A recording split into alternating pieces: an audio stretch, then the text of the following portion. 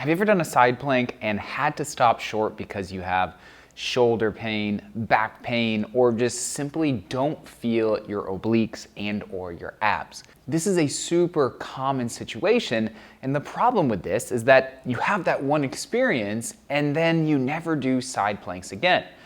The thing is, side planks can be a great exercise for a wide range of dysfunctions and to improve overall strength.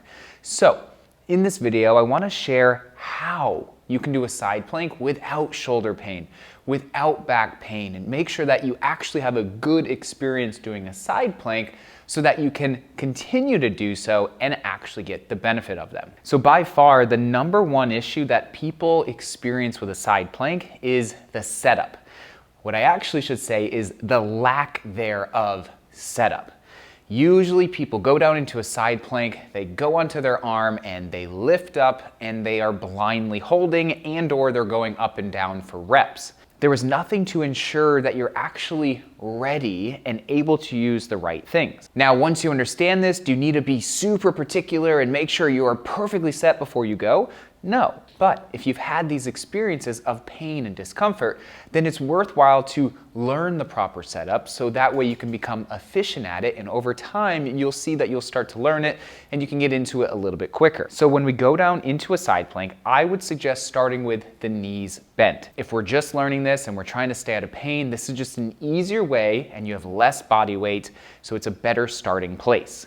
So the knees are bent, and then the next step from there is depressing and retracting the shoulder. This is super important because when we go into the side plank, we want the shoulder blade taking the weight of our body. The problem that everyone runs into is the shoulder is what takes the brute force and the body weight. And this is what causes anterior or front shoulder pain, a poor experience, and people never do side planks again. So the first thing we need to do is to bring the shoulder so it's away from the ear and feel the shoulder blade move towards the spine.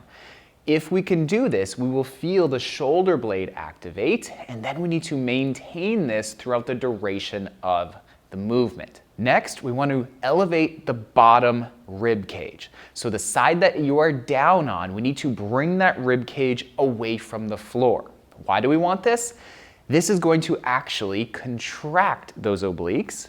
So when we go into the movement, we already have our obliques quote unquote on and ready to go.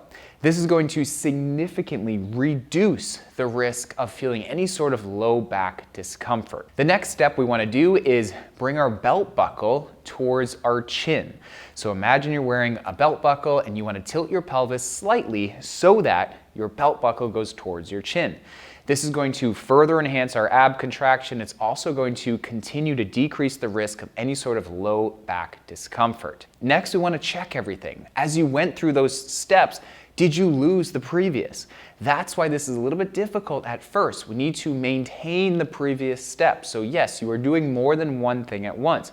We have to be aware of what's going on at the shoulder blade, what's going on at the rib cage, and what's going on at the pelvis. Now, when we're ready to lift, it's not as simple as lifting. If you just rapidly lift your hip off the ground, the chances are extremely high that you are going to lose everything that you just created.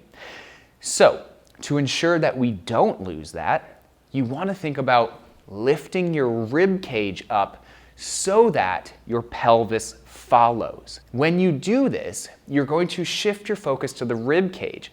Your hips are still lifting, but they are lifting secondary to the rib cage lifting up. This is going to maintain the contraction in the right places, but more importantly, maintain all the previous steps you just did. Once you're at the top, as we go down, you want to think about your rib cage staying high and your hips coming down. So what are we doing? We are maintaining this arched position or the elevated position of that lower rib cage. Remember, we want that rib cage more elevated so that the abs are actually on or contracting. So quick recap. The setup is crucial to make sure we don't experience shoulder discomfort, back pain, and to avoid an overall negative experience with a side plank. How do we do that? We first bend the knees so we have decreased weights that we are actually going to hold throughout the duration of the movement. Next, we depress and retract the shoulder blade. This brings the weight to the shoulder blade instead of the front of the shoulder. Then we elevate the lower rib cage to contract the abs. We bring our belt buckle towards our chin to make sure our low back doesn't have leverage. And then when we start to lift, we change our focus from lifting the hips to lifting the rib cage. Implement these steps to your next side plank and let me know how you feel in the comments below.